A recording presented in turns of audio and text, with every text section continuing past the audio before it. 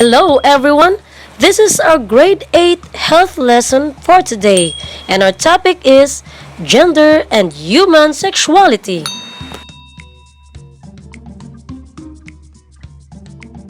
Our learning competencies and code for these lessons are: discusses basic terms in sexuality as an important component of one's personality.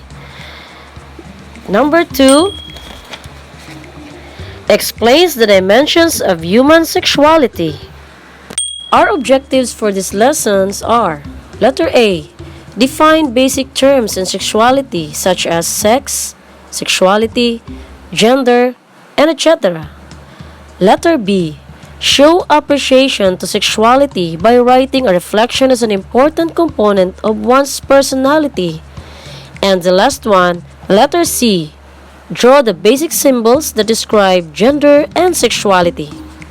But before we proceed to our lesson, answer the following questions on another sheet of paper.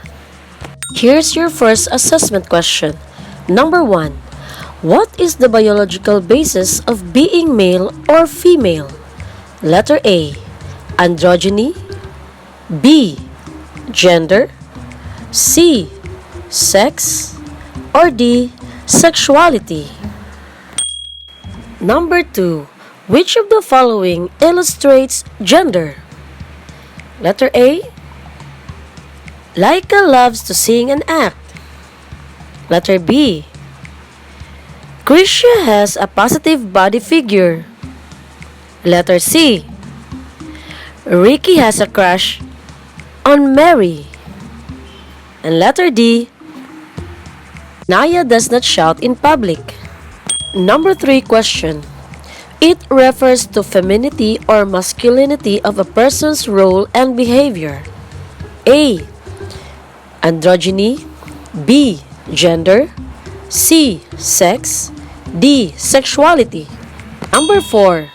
It is the total expression of an individual's self-concept. Letter A, androgyny. B, gender. C, sex. Or D, sexuality. Number 5. Why is it important to understand human sexuality? A, we have similar sexuality issues. B, eventually, we will all become mature adults. Letter C, there is a specific age for developing one's sexuality. And letter D, it will help us build a better relationship with ourselves and to others. It is a natural and healthy part of the life of a human being, which is the most important aspect of a masculine and a feminine identification. A, gender. B, personality. C, sex. Or D, sexuality. Number 7. It is a major aspect of personality. Letter A, androgyny. Letter B, gender. C, sex. Or D, sexuality. Number 8 question. It gives a man and a woman to have an equal enjoyment of human rights. Letter A, gender. Letter B, sexuality. C, gender equality. Or D, gender role. Number 9. It refers to set of roles, characteristics, and expectations of how a man or woman feels, thinks, and acts as influenced by parents, peers, and society. Letter A, gender. B, gender equality. C, gender role. Or D, sexuality. Number 10. It is a way of representing a particular gender identity. A, gender symbol. B, personality. C, sex. Or D, sexuality. Now, check your answers and put your score honestly.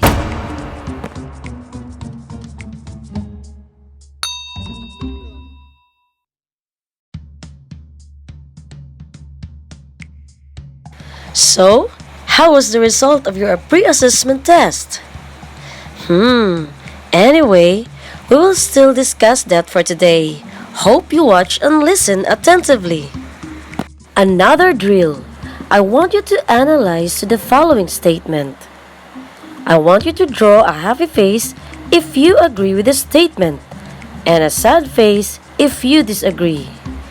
And if you're ready, let's get started. Write this on a separate sheet of paper using this template. Number 1.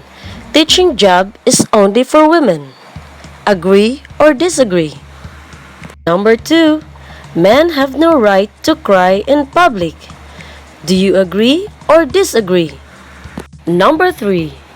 It is the responsibility of the parents to take care of their children. Do you agree or disagree? Number 4. Father is the sole provider for the family.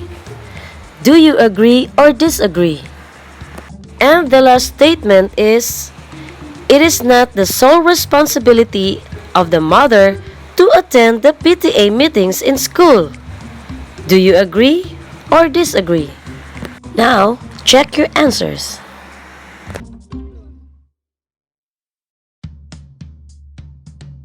Don't worry if you have a low score. Remember, this is just an assessment to check your prior knowledge regarding our topic for today. Now, I'll give you the short input about our topic for today. Sexuality is a natural and healthy part of life.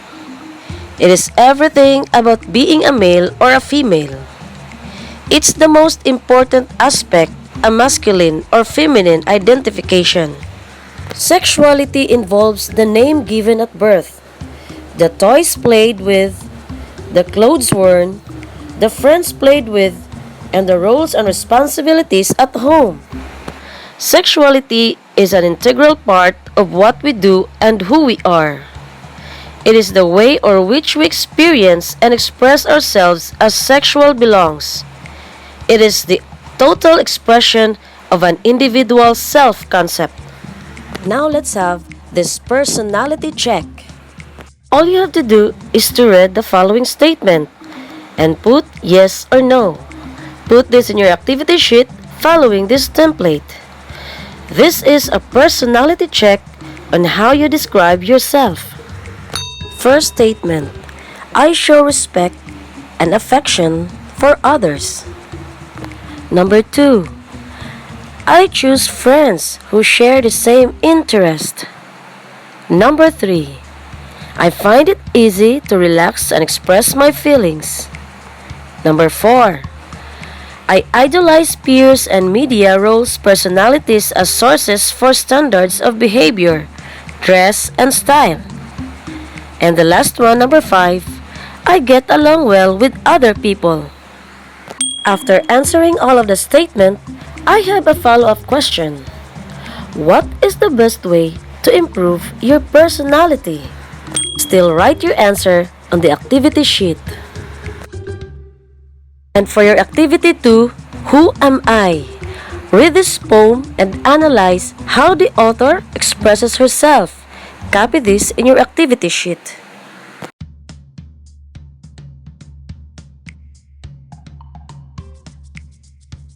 Here's the follow-up questions for your activity 2. Number 1. How do you express yourself? Number 2. How do you see yourself? And number 3. How much do you know yourself? And now, on a half-size cartolina, write quotations, sayings, or slogans in collage form that describe and reveal your likes, passions, and aspects of your personality.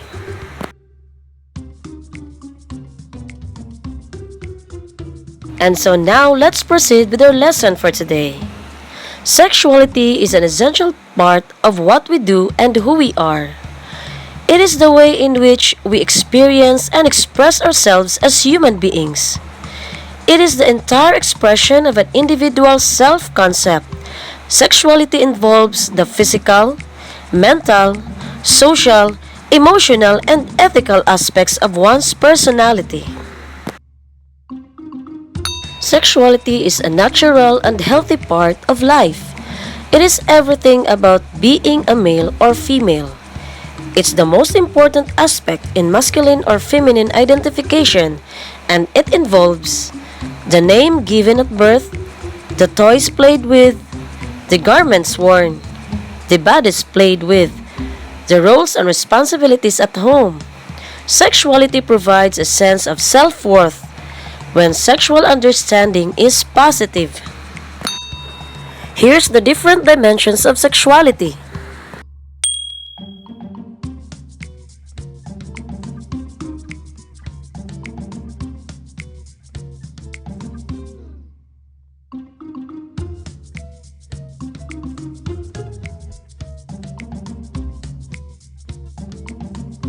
Number one is the physical self.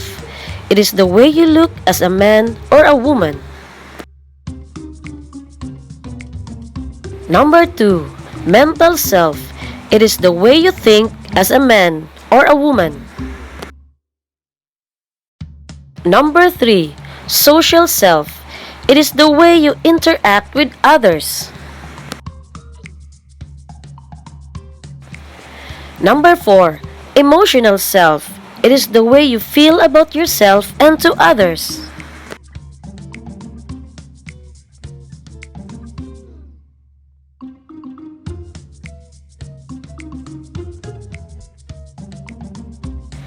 And the last one is the ethical self. It is the way you value relationships. And now be ready with your activity 3. Based on your understanding and experiences, give the definition of each dimensions and cite an example for each dimensions of sexuality. Use again this template for your activity. For your performance activity, take a picture of yourself wherein you are portraying the 5 dimensions of sexuality. Then make a collage, cut out, or picture. Each picture should have a caption. Well, another input for our lesson for today. Gender and human sexuality. What's the difference? Gender is a social concept on how men and women should think, feel, and act. It refers to femininity or masculinity of a person's role and behavior as defined by society, while human sexuality is the ability or quality of being male or female. It is the way in which we experience and express ourselves as sexual beings. Now, gender and sexuality are 2 issues that influence your life as a young person. These 2 concepts have some significant impact on how you view yourself and deal with other people, especially with the other sex. Sexual feelings are normal and healthy. As a teen, you'll experience a heightened desire to explore your sexuality. This is completely healthy and normal. Remember that sexuality encompasses our whole being. Managing sexually related issues should be set up on values, particularly self-respect and respect for others. So now, I have here a diagram showing healthy attitudes that can influence sexual behavior. Please observe properly, as what you can see at the center, there is a symbol of a man and a woman that refers to us. These are the people influences our sexual behavior. For ourselves, it appreciates own body. It takes responsibility of our own behaviors. It is knowledgeable about sexuality issues. And for our family, it communicates effectively with family, is able to express love to family members, performs duties and responsibilities at home. And for our peers, it expresses love and intimacy in appropriate ways. have the skills to evaluate readiness for mature relationship. It interacts with both genders in appropriate and respectful ways, and respect both genders in all aspects. And now, here are the following key terms related to gender and sexuality. Sex. Sex is the biological basis of being a male or a female. Gender is a social view on how men and ladies should think, feel, and act. It refers to femininity or masculinity of an individual's role and behavior. Gender equality. It grants men and women equal enjoyment of human rights. Gender role refers to certain roles, characteristics, and expectations of how a person should feel, think, and act as influenced by parents, peers, and society. So here are the examples of those symbols that somehow you are familiar with. The female symbol and the male symbol.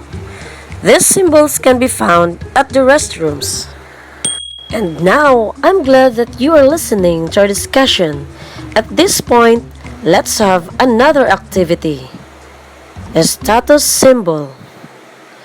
I know you are familiar with these symbols. You can easily answer the questions below. Write your answers in a long common band following this template.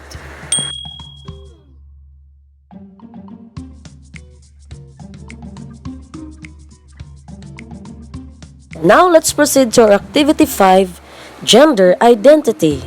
In your activity sheet, draw the male symbol if you think the phrase belongs to the usual role of a man, and a female status symbol if you think the role is usually for women. Number 1. Giving birth. Number 2.